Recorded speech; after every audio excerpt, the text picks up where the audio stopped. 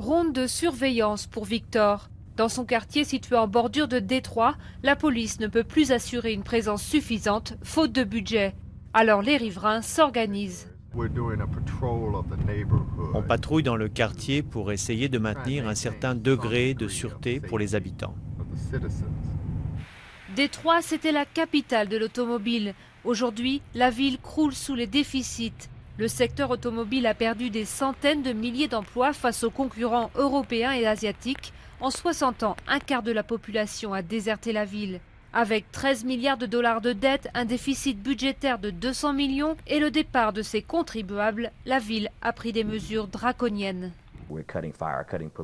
On a coupé le budget des pompiers, de la police, de l'éducation, des services municipaux, de l'éclairage urbain. Tout pour faire de Détroit la ville où personne ne veut venir s'installer.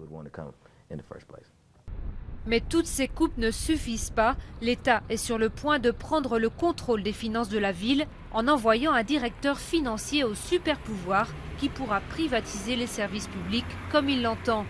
De quoi aggraver le problème selon les critiques. Le directeur financier va équilibrer les comptes à court terme, mais à long terme, cela va inciter les habitants à quitter la ville et donc rendre difficile l'équilibrage des comptes l'an prochain, puis l'année suivante, et ainsi de suite.